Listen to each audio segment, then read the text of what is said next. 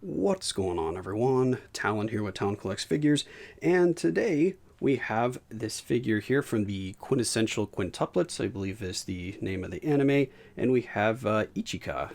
So this is going to be my first of the girls here. I have Miku on pre-order, and then there are two others available for pre-order. I haven't pre-ordered them quite yet. The main sister, I've forgotten their other names, the main sister, and then the kind of bubbly, energetic one that always has the little bunny ear headscarf kind of thing on. So those two are available for pre-order, which I will be pre-ordering them pretty soon. I think I'm going to pre-order them next month, but I think there's no rush. They come out in like May or something like that, if I believe I'm correct. Anyway, we're going to be looking at Ichika today, Ichika. So here we have her in her box here, another Kotobukiya figure. You all know I love their figures, and I think they're going to be making one for all of the sisters. I believe there's only one that they haven't put up for pre-order yet. I can't remember which one. Oh yeah, it's the one that kind of has the mean attitude, the Sundre one. But anyway, we're going to be looking at her today. We have an extra face in there, which is pretty cool. I like that the sitting on the desk, so all of these look really cool. So I'm quite excited to open her up and see what she looks like out of the box. She was released at the end of January, I believe. Yeah, like January 28th, 2021. I'm just getting her now in February, or towards the end of February. I pre-ordered her on Nin Games. I've got quite a few figures from them, but their prices are starting to go up for shipping, so not really sure if I'm going to order my next ones from them. That's why I haven't pre-ordered my next two of these figures, because I'm not sure who I'm going to buy them from. I might just actually get them on Amazon, to be honest, because then I get free shipping, and their prices are a little bit higher than getting them exported from Japan, but you save that money on the shipping costs, so I think they come out to be about even. Anyway, yeah, let's go ahead and get her out of the box here and see what she looks like.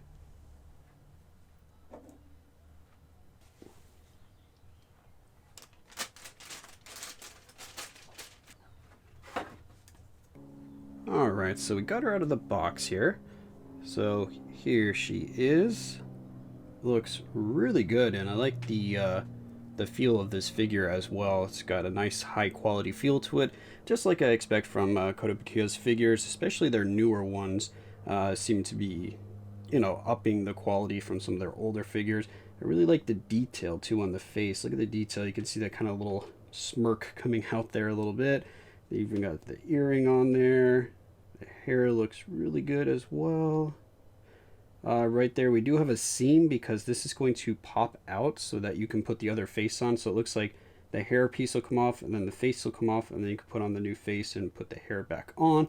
So that's why you see a little bit of a seam there, because normally they actually don't have. They're usually really good at hiding like any kind of seams and stuff like that on their figures. But yeah, really good looking. I like the paint job on this. Looks really good. Just the colors really stand out nicely. So overall, very nice figure. You can see she's got, yeah, the shoe doesn't come off, but of course we're missing that shoe right there, which you can kind of hang it off of her foot if you want to. So it can kind of just dangle there, or you can just set it at the bottom of the desk. Yeah, she doesn't have any pegs or anything on the bottom here, so you basically just put her wherever you want on the desk. And the desk too is pretty nice. It's a little bit flimsier quality than the figure, but kind of to be expected. I prefer the figure to be high quality opposed to the desk. You can just hear that it's just really lightweight kind of plastic, but it gets the job done because you can see the paint makes it look like a desk instead of just some little cheap piece of plastic. Yeah, you can kind of see the quality there. Not the best quality for this, but like I said, the figure feels really good, so I'm not too fussed about the desk feeling a little worse. So there's that, and then here's the other face. It looks like she's kind of it's a little bit of a worried expression. It almost looks like, maybe I'll have to put the face on, put the hair over to see what it looks like. But yeah, she looks kind of worried. Worried or embarrassed, one of the two. So yeah, let's maybe try to put on the other face, or we can get her set up here. So that's what she's going to be looking like. Yeah, so let's actually get her set up on my little pedestal thing so we can spin her around. All right, there we go. So now we can spin her around, get a nice look at her sitting on the desk here.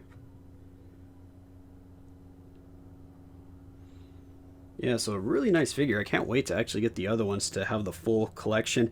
Kind of annoying because I first saw that the Miku figure was coming out, and she's actually my favorite character of the anime, so I was like, I really need that one, but I missed out when she first came out, so I have her pre-ordered for the second run, and I actually got her first, but I pre-ordered the Miku, and then when I was just looking at figures like I always do, looking at who the new releases are for Kotobukiya, I saw her pop up and I was like, oh, they have another one of the sisters. You know what? Let me pre-order this one.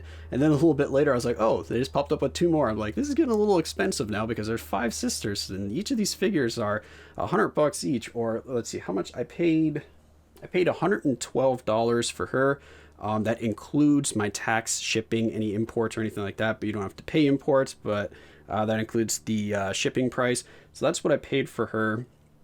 That's why I'm debating on whether I'm going to pre-order the next ones on Amazon or I'm going to pre-order them again from this same website, because the shipping fees are increasing. I think I have to pay more like $120 or $124 or something like that after shipping. Whereas if I just pre-order it here in the States from Amazon, since I don't have to pay shipping, I think I only have to pay like $112. Actually, it's like the same price, $112, $114. So you know what? I'm just going to pre-order it on Amazon. Kind of convinced myself there. But anyway, let's get the other face on and see what that other face looks like. So yeah, let's be right back with that. All right, we got the other face on. You probably can't tell from this angle right here. So let's go ahead and get a nice little close up. And it's definitely an embarrassed look, actually, now I think about it. She's embarrassed about something. But very cute looking face nonetheless. I like actually both of these options. They have them labeled on the top for A and B for the faces. I'm not sure which one I'm going to keep on. Probably the A for now, and then I'll probably switch out to this face maybe a little bit later on. Maybe when I get Miku, I'll switch out to this face and have them sit next to each other. But yeah, that's what she's looking like. And like I said, overall, I'm really happy with how this figure turned out. The paint, the quality, everything just feels really good for the figure, especially for the price. I mean, for me, collecting figures, that's like the sweet spot for me, is around the $100 range for a nice quality figure of about this size here, because this is a 1/7 scale, I believe.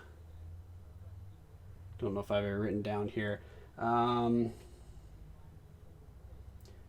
oh no, 1/8 scale. Okay, so I do have it written down. So a 1/8 scale figure. And that's kind of where I like to be. The 1/10 are too small for me, or at least in my opinion, they just seem a little bit too small for getting the details on the figures. Like the size of the 1/10 are still kind of okay in terms of like the overall height of the figure, but it's just the face, since all the proportions are smaller because it's 1/10. I feel like I can never see the detail of the face well enough wherever I have them displayed. You have to get too close to them to really kind of see like, you know, some of the features. That's why I like them a little bit bigger. So 1/8, 1/7 are the good kind of sweet spots for me. 1/6 is starting to get a little too big, at least for my constraints on where I display them and the room that I have. I mean, some collectors, of course, would love to have 1/6, 1/4 scales even for their collection. But for me, I'm very happy with these sizes and the quality of these figures. So anyway, let me know if you're going to be collecting any of this line as well. If you're a fan of the series, Quintessential Quintuplets, if you're going to try to get the full set, if you're just going to get your favorite sister, or what. But yeah, that's going to be it for this video. Hopefully you enjoyed, and of course I will catch you in the next one.